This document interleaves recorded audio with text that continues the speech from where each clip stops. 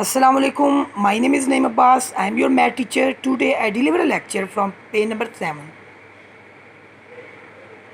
Define the following term: a set.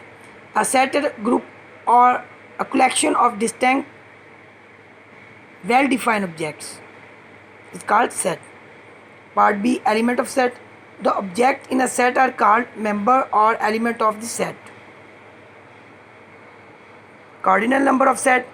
The number of element of a set is called its cardinal numbers. Define representations of a set with example. First, descriptive form.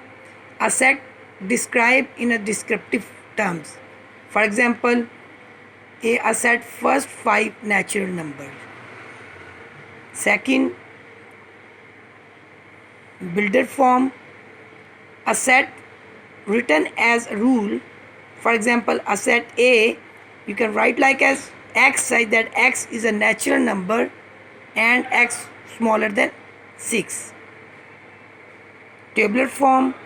A set with the element of a set written as directly. For example, a set 1 2 3 4 5.